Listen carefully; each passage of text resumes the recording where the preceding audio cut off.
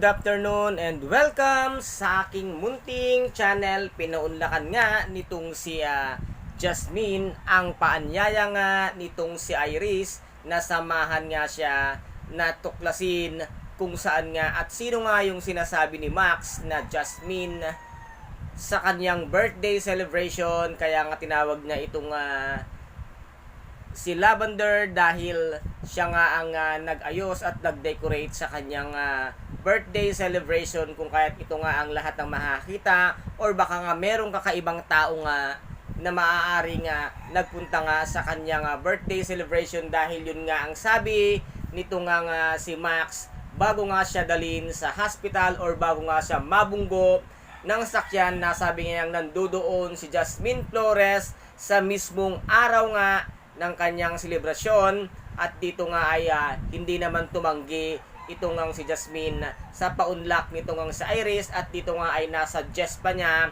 na baka kung maaari daw ay isang gunin na lang nila sa mga kapulisan ang pag-iimbestiga para mas maganda pa at mas mapabilis ang pag-iimbestiga. Ngunit tumanggi nga itong si Iris at sinabi nga niyang hindi maaari, siya at sila ang pwedeng mag-imbestiga at tumapos nga nang sinimulan nito ngang si Jasmine Flores, pero walang kalam-alam itong ngang si Iris na si Jasmine Flores pala na kanyang hinahanap ay nasa mismong tabi at harapan na nga niya. At dito naman ay ayan na ngang umalis itong ngang si Iris at nasabi nga dito nito ngang si Jasmine na baka daw maaaring lumabas sila or mag-inom sila.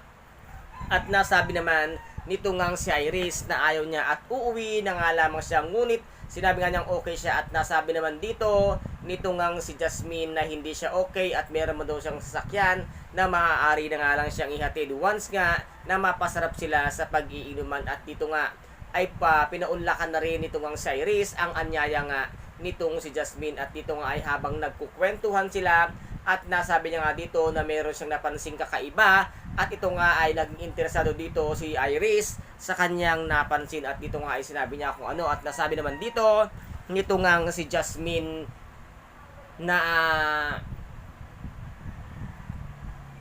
maganda raw ang lalaki at dark and handsome. At nasabi nga dito nito nga si Jasmine na pala biro nga din daw pala ito nga si Iris. At dito naman ay hindi nga inaasahan ang biglaan ngang pagtawag ng daddy nitong ang sa Iris na si Vito. At laking gulat nga nitong si Jasmine nang marinig nga niya na sabihin gising na itong ang si Max at ngayon nga ay pupuntahan na nila. Ngunit hindi maganda ang nangyari dahil nga itong si Max ay sumakabilang buhay na at hindi na nga ngayon matutuklasan o maituturo na si Lavender's Fields at si Jasmine Flores ay isa. Kaya ngayon ay medyo nakahinga ng maluwag itong ang si Jasmine dahil wala nang magbubuko sa kanya na isang Max.